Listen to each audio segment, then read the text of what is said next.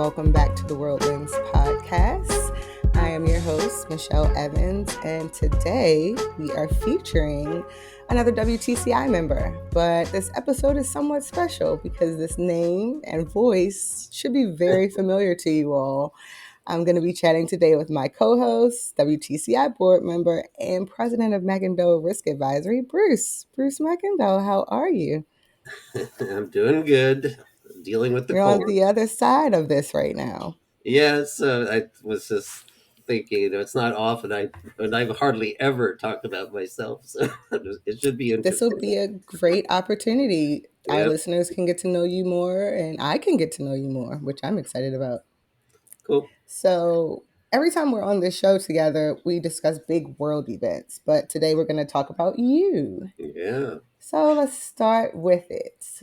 McIndoe Risk Advisory is your current company. Tell me a hmm little about it and what it is and what you do. I guess as the name suggests, I advise people around risk, right? Mm-hmm. But more importantly, I guess I help organizations understand and most importantly act on risks, right? So, and trying to get them to remember that most people look at risk as downside, but Mm-hmm. risks create opportunity. So there's upside as well. So, helping them think about that at the macro level, which we call enterprise risk management across, all the areas of risk, finance, compliance, operational.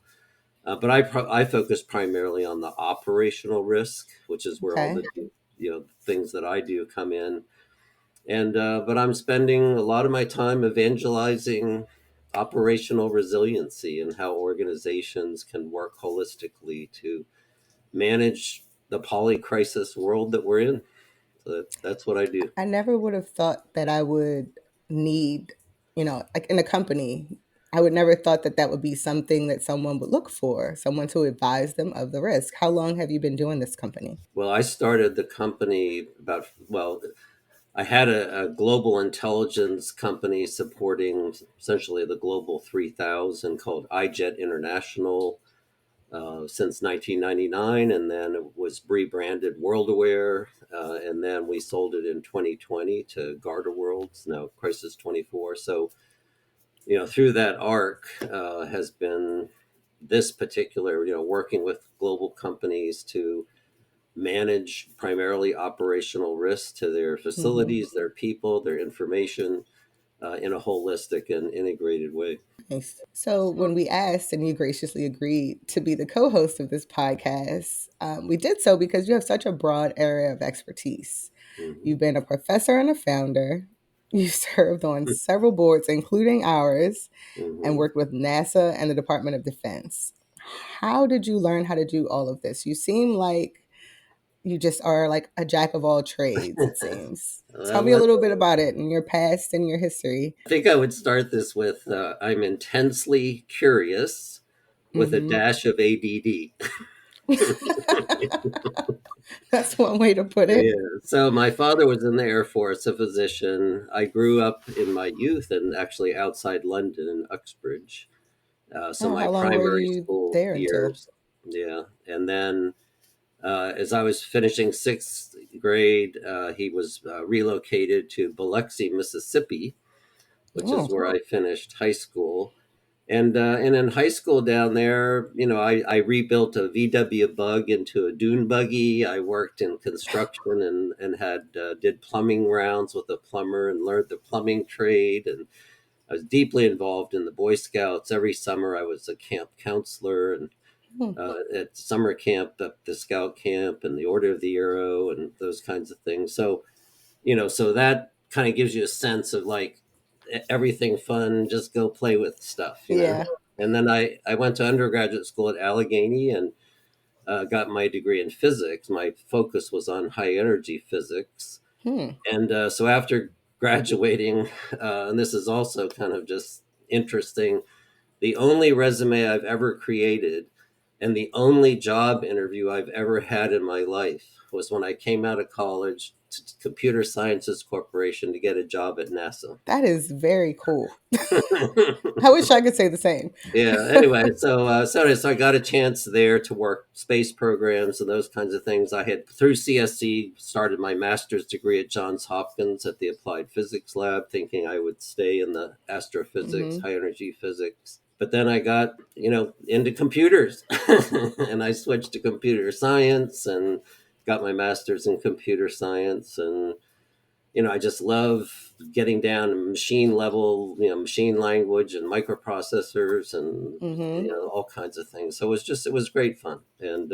so then I started a company called CSSI, Communications and Systems Specialists. We were a Inc. 500 5-time Washington Technology Fast 50 company Wow. in the Baltimore area, and just went from there. And then iJet and World Aware and all that, and keeps me happy and busy. Did you ever think, as camp counselor, Boy Scout Bruce? Did you see yourself in this position today? It's interesting in that in scouting, which is very similar, I guess, to kind of like a military organization. There is a hierarchy and there's leadership. So I always elevated to leadership. Hmm. Whether it was senior patrol leader, assistant scoutmaster. In the Order of the Arrow, I was a lodge chief for a whole area of southern Mississippi, and then the SE4B section chief, which was a multi-state, management role for the Order of the Arrow. And so I think I didn't think about it, but I always elevated to those kind of positions because I love to like organize people and get stuff done and do things, which is what Hmm. energized me. So, but I never thought that I would be a businessman and growing businesses and having hundreds of employees. Yeah. You've always had your eye on growth, it seems. Yeah, I was, like I said, always intensely curious and trying to Hmm. push the envelope and learn new stuff. So, yeah. Nice. So I think that you have your finger on the pulse. Like whenever you suggest something for the podcast, it's always something interesting or something that I was not aware of. How do you stay up to date on everything that's happening? Because it's a lot. Because as soon as this recording is over, you're probably going to pick up a newspaper, aren't you? The good old days, you had newspapers. Luckily, luckily, I have a lot of people doing a lot of distilling for me these days. So, Okay. I guess I've been in the forecasting arena since 1997. Okay. It's that dates actually an important transition when I was had my CSSI, and then I was starting to transition into the commercial space. But I was peripherally involved with the NIC, which is the National Intelligence Council. They were Okay. starting a program to look at future trends and those kinds of things. And I was working with a guy that was on the National Science Board and was supporting that. So I was kind of like watching it from afar, but seeing what they were doing and ultimately the product that they put out. That's when I got hooked. It's like Mm, thinking about how they approached this and how they distilled it, how they rebuilt and looked at alternate scenarios and those kinds of things. And even today, anybody that's interested in this area, the this program has carried on. It's called the Global Trends. Now it's put out every 4 years by the Office of ODNI, the Director of National Intelligence. right. And anybody should read this. I mean, once every 4 years, but it really gives you now it's like a 20-year view of alternative scenarios and Hmm. futures based on kind of where we are today and trend lines. So anyway, so coming back to that, through that learning, I focus on kind of five areas that I keep an eye on. One is, obviously globalization and now more on Hmm. nationalism and that kind of stuff. So I keep an eye on that. I keep an eye on demographics, which drive demand and drive pretty much everything that's going on. Right. I focus on climate change and what the Hmm. impact that's going to have on the future. I focus on resource scarcity. So, we talk about rare earth metals and water and all the Hmm. things that impact those kinds of things. And then, of course, technology, because that's two sides to that coin, as we know. Yeah. And so Basically every day, I get, like, for example, in the technology AI space, I get a newsletter called Rundown AI. And what they do Mm-hmm. is they look at everything that's happened in the AI world in the last 24 hours and distill it down to a digestible newsletter. Mm. So I can kind of scan through that in 10 minutes and have a Mm-hmm. good sense of like what's happening and what are the big breakthroughs, that kind of stuff. So that helps me stay on task. And so I have about at least a dozen, maybe more of those kinds of newsletters in these different areas. Nice. I just constantly keep monitoring and see what's going on. Yeah, if you guys aren't connected with Bruce on LinkedIn, you are missing out because you always share the things that you see, and I always find myself kind of digging into it. So, Yeah, I try to post stuff there that, again, my thing is what's coming over the horizon. What are some of the hmm things that are now, but that have big, huge impacts down the road and get people thinking about them. And lately, I've done a series on that we are woefully unprepared as a nation and a world for the speed of adoption of robots and AI. So I that's. can I can see that. I can definitely see that. Mhm. So you've worked for a lot of companies over the years, helping them in any kind of way that they Mhm. need. Are there any successes that you can think of that you're able to share with us? Like maybe a suggestion that you made that was implemented? So yeah, so I've had the opportunity to work with hundreds of companies, in a broad range of industry sectors and stuff over the last 30 plus years. Getting old. Mm-hmm. And my work, I guess, it's more than suggestions. It's actually working with organizations to see more clearly, what's out there, what's coming at them, and how should they prepare for that, or how might they see those and turn that into an opportunity versus a threat, right? So, Okay. so that's what I do at the macro level, and then I guess in going in as a consultant. I've been working with management teams to reimagine how they're organized to around these like disciplines. And most companies have physical security, cybersecurity, environmental health and safety, emergency management, Mm-hmm. crisis management, all these. And when I go into the organizations, they're largely all operating in silos, right? Hmm. And they have their own systems and their own data, so even there's no common sense of like the truth, like what are the facts that we're dealing Right. with. And so, kind of helping organizations to see that and see the importance of having these disciplines that are there to protect the organization, right? To be working together is what I call a joint operating model, right? A joint system where you got cyber and physical and all these that are working together around people, facilities, supply, and information. So those are the assets we're protecting. Let's work together, right? Mm-hmm. And so that's what I do. So I have this kind of joint operating model with the disciplines working together in a team of teams. Thank you, General McChrystal. Structure, and it really helps the company, and especially when you link this effort to the achievement of organizational objectives, which is what we're trying to do in managing risk. They really start to see the light, and it's really rewarding to see companies that start to become more efficient, more capable, and better prepared. When we talk, as I say, operational risk, or more importantly, organizational resiliency is not an end state, right? It's an Mm-hmm. ongoing culture and Right. the way that you operate. So that's a short pitch. So you actually host I think it's a global trends for our Bowie Fellowship. hmm And why do you feel like that's an important thing to kind of impart on our fellows? So separate and apart from operational is how do you take a business, and if you're going to sit there and say, okay, we're going to start look at a strategic planning, right? And we're going to start to look like what's out there, what's coming at us, what's over the horizon.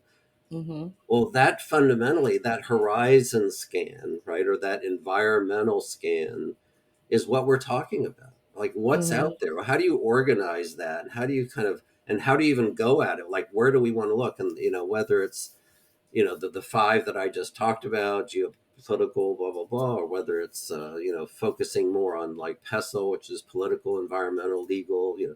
So Mm-hmm. this is a core part of strategic planning, so that a company can figure out, like, okay, we know where the market is today. Where's the puck going to be in 3 years or 5 years? What do we need to be developing now or investing in, so that we're meeting the market that's going to be, not where it is now?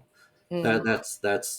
That's the whole thing that we're conveying to the Bowie Fellows, and showing them through examples, and actually talking through what, even with their own company, like, okay, what are your company's objectives and how are you looking at the future? So it's a really, we've always gotten good feedback, and I always Mm-hmm. enjoy the time with them. It's awesome.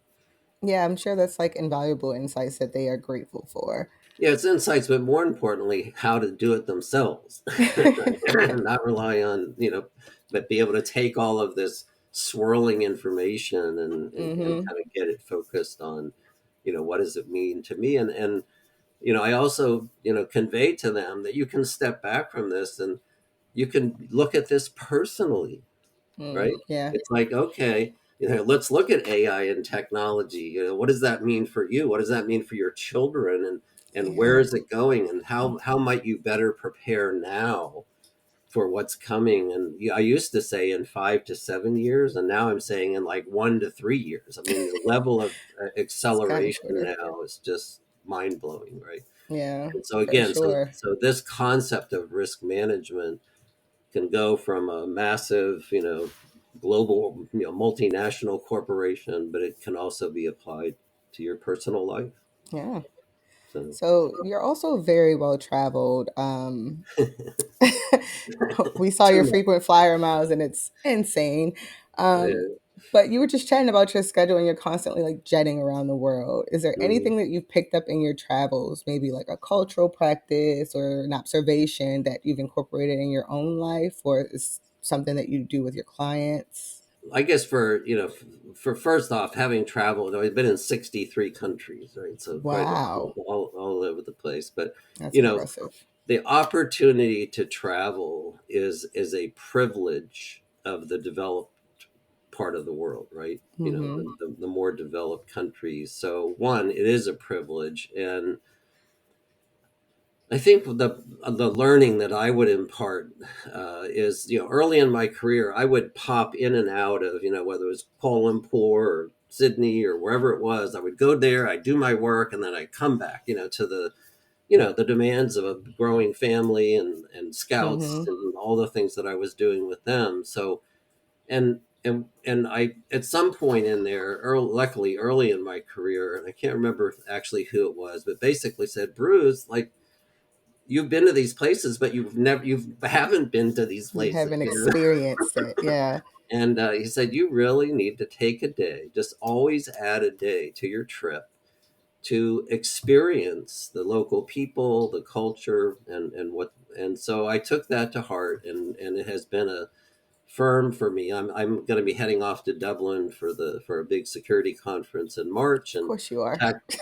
tacked on, a weekend in Scotland, and get a chance to get our homeland there for the Buchanan clan, and whatnot. So yeah, so I think that's, and it opened up, literally a whole new world, right? Because I was in Yeah. this little cocoon of airports and business Yeah. hotels, so that's one. And but I think also the decompression also opened up like a whole new kind of mental refresh, right? Oh, I can And imagine. so anyway, so I would recommend anybody that's doing any travel. I don't care if it's once a year or, twice or three times a month, should try that. Just try to just, typically you're finishing up anyway.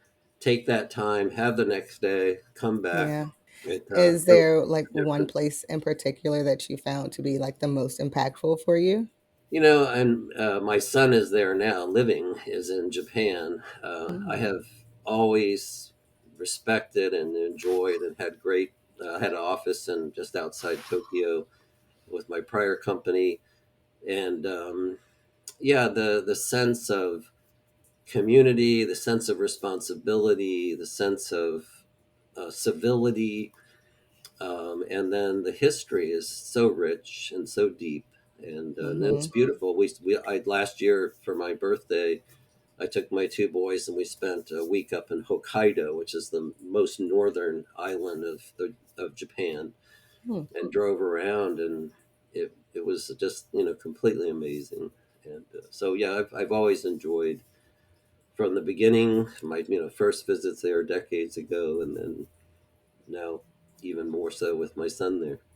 That's awesome. So we've mentioned that you speak at our Bowie fellowship sessions, and you're Mhm. also involved in like all of our events, and you're on the board. How did you even get involved with WTCI?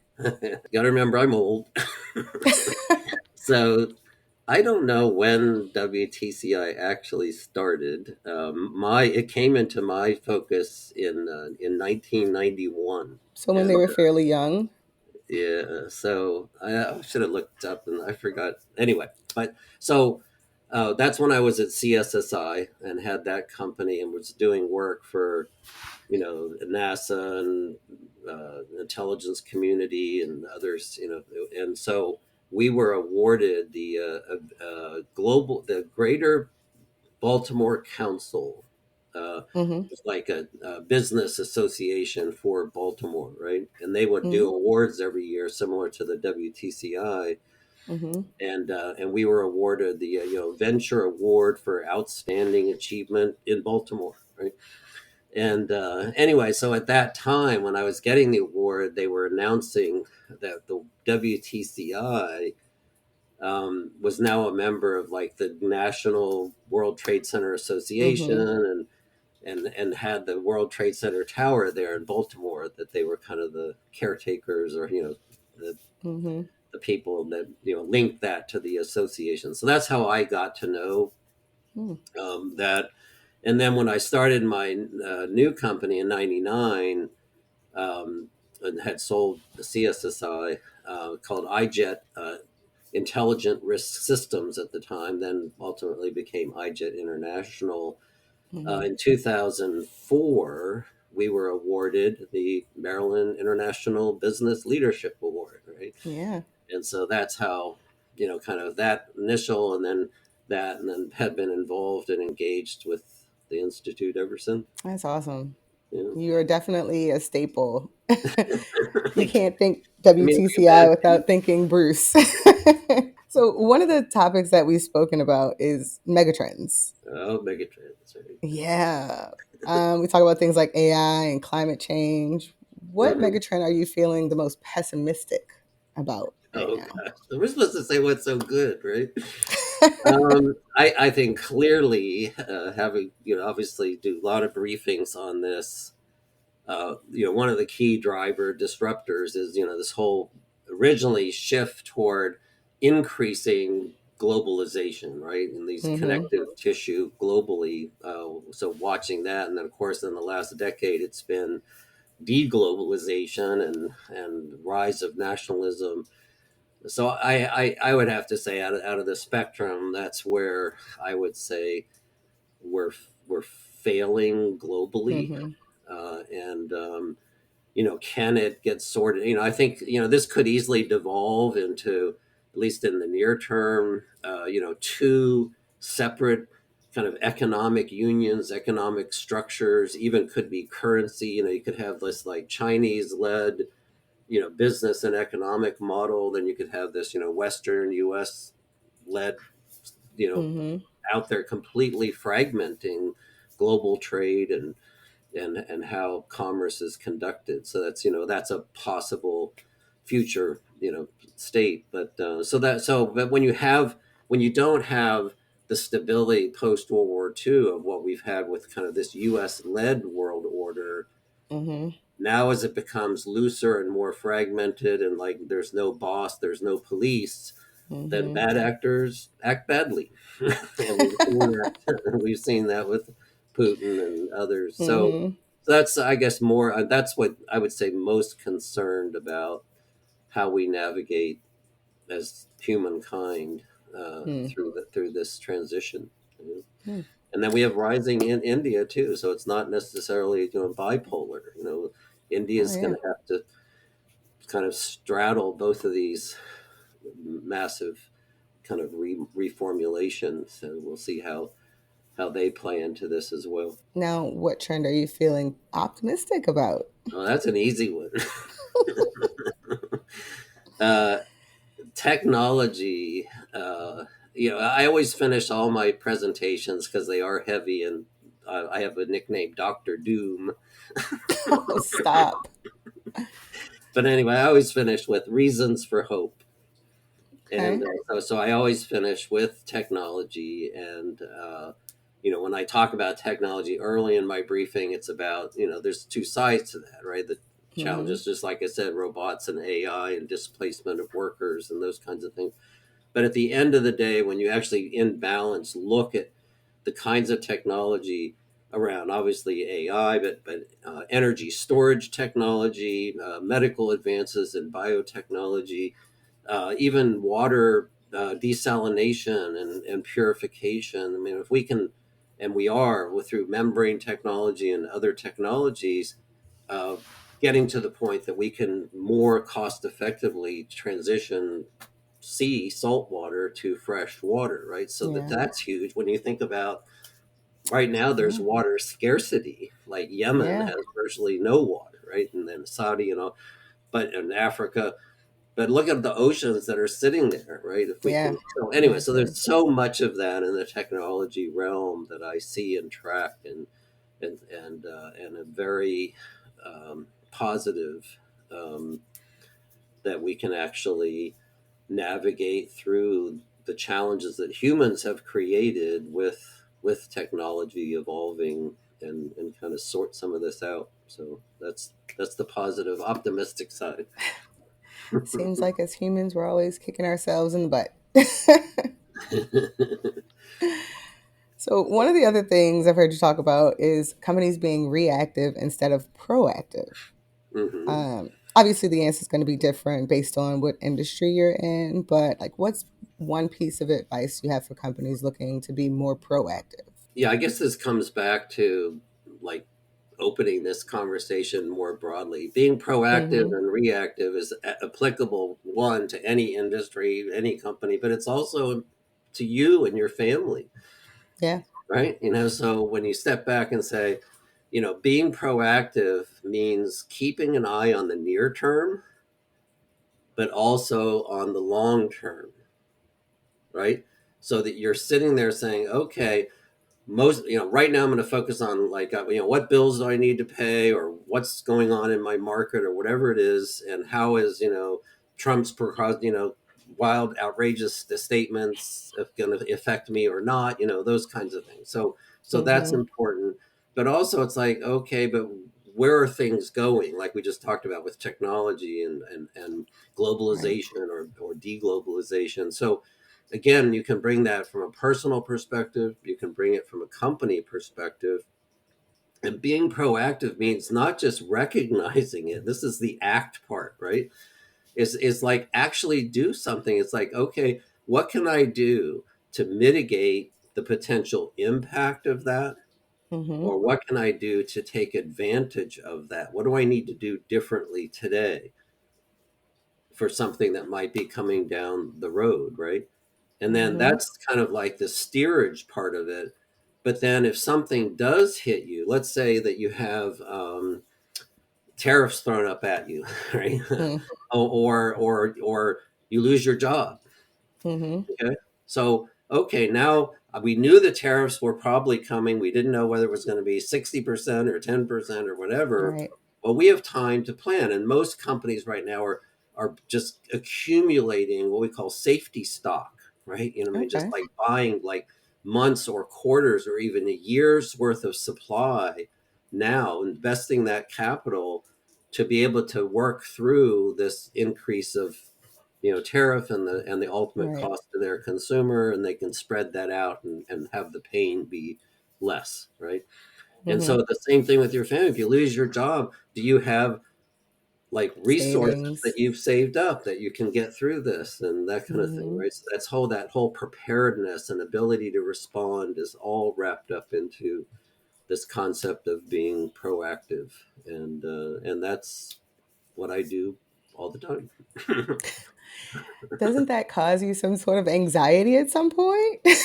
No, because I see the value and the outcome of people that organizations or people that do this are more resilient Mm, and they're more confident, right? I mean, if you know that you have 2 months of, capital money to, if you were to lose your job, we give you 8 or 10 weeks or more to get, get a new job and get back on your feet, right?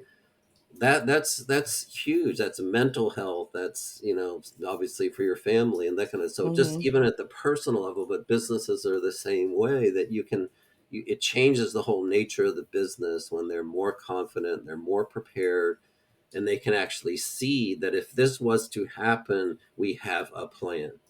Mm-hmm. That gives people a great deal of confidence and frankly faith Mm.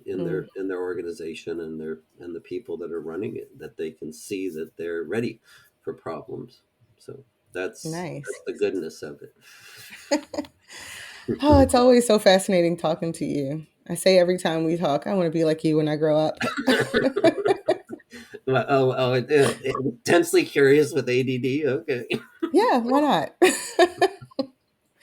Well, Bruce, thank you so much for doing this. It's definitely a breath of fresh air to have you on the other side of the Yeah, conversation. it's great fun. It's, a little nerve wracking. I'm, just not always very comfortable like talking about myself, but You do it so well. well, just let it ride, let it roll out. So, if anybody wants to kind of get connected with you or get in touch with you, how can they do that? I think the easiest is, and I would be great, LinkedIn, right? Bruce Mm-hmm. McIndoe, and follow me and go along, and hopefully you'll pick up some interesting tidbits and ideas. And then in there's Mm-hmm. my contact information, and I think I'm up to, I don't know, 12 or 13,000 people now that follow my musings. Look at that. I mean, Yeah, you must be doing something, right?